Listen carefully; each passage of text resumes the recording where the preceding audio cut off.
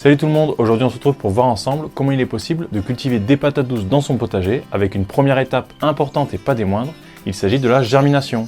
Allez, c'est parti!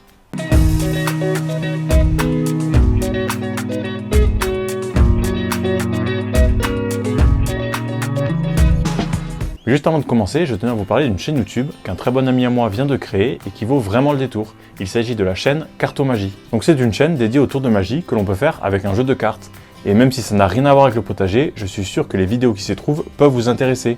Que ce soit pour apprendre les petits tours sympas qui pourront bluffer vos proches, ou bien pour comprendre le mécanisme de certains tours de magie. Enfin bref, surtout n'hésitez pas à le soutenir, il le mérite vraiment. Revenons maintenant à nos patates douces. Donc, même si sa culture n'est pas forcément une évidence pour tout le monde, il est très clairement admis qu'elle peut nous offrir de belles récoltes sous nos latitudes. Et quand on mange ce bon légume au goût délicieux, se situant entre celui de la pomme de terre et de la courge, on voit très vite l'intérêt d'en avoir dans son jardin. Alors pour cultiver les patates douces, il faut s'y prendre bien à l'avance, car même si elles peuvent très bien pousser chez nous, la saison reste trop courte pour qu'on puisse espérer obtenir de belles récoltes en les plantant directement en pleine terre, comme on pourrait le faire avec des pommes de terre. Ainsi, comme pour les tomates, poivrons, aubergines et bien d'autres légumes qui ne sont pas originaires de chez nous, il est nécessaire d'en démarrer la croissance plusieurs semaines à l'avance afin d'obtenir de beaux plants de légumes à repiquer à la mi-mai, ou en tout cas quand tout risque de geler est définitivement écarté. Et donc pour ça, il faut les faire germer. Je vais ainsi vous montrer comment je procède pour les réussir au mieux. Tout d'abord, il y a une chose à ne surtout pas négliger, c'est le choix des tubercules. En effet, on va essayer autant que possible d'en prendre sans entaille ni écorchure et qui soient bien fermes avec aucune trace de noirceur ou d'une quelconque moisissure. Il faut avoir des patates douces le plus clean possible. Et donc maintenant qu'on a de beaux tubercules, passons à la pratique. Alors sachez que pour ma part, j'utilise la germination en bocal car je la trouve beaucoup plus simple à mettre en place. Et donc pour ça, dans un premier temps, on va venir remplir les bocaux avec de l'eau, mais surtout pas de trop, car environ la moitié de la patate douce y sera immergée. Ensuite, on prend les patates douces que l'on aura bien choisies, on les nettoie délicatement pour retirer un maximum de salissure sans pour autant abîmer la peau.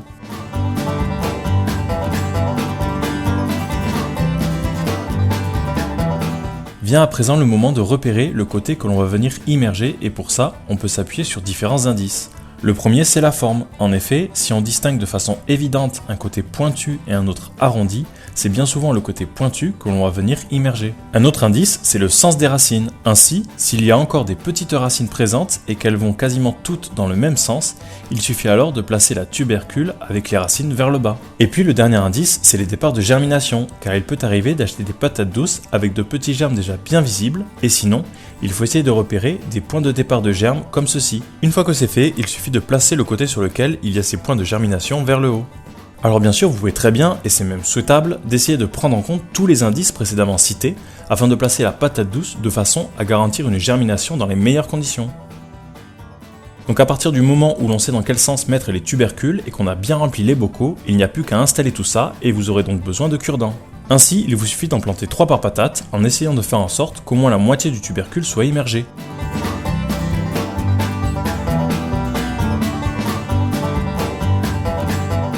Et bien sûr, vous pouvez réajuster le niveau de l'eau pour qu'une fois que tout est en place, elle arrive quasiment à ras-bord.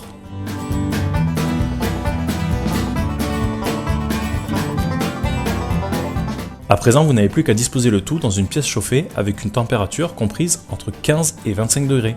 Et il n'est pas forcément nécessaire de les placer à la lumière du soleil, mais dès lors que les premiers germes apparaîtront, il est préférable de le faire.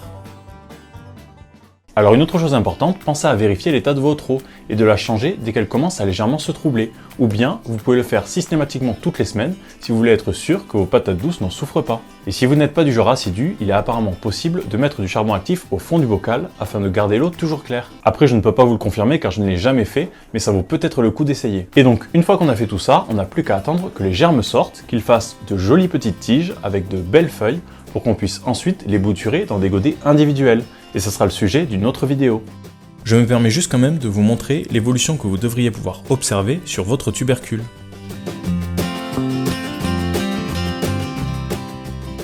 En tout cas, vous savez maintenant comment il est possible de faire germer des patates douces pour obtenir de futurs plants pour votre potager. Alors en faisant le montage de la vidéo, je me suis rendu compte que j'avais tout simplement oublié de vous dire la période idéale pour faire germer une patate douce.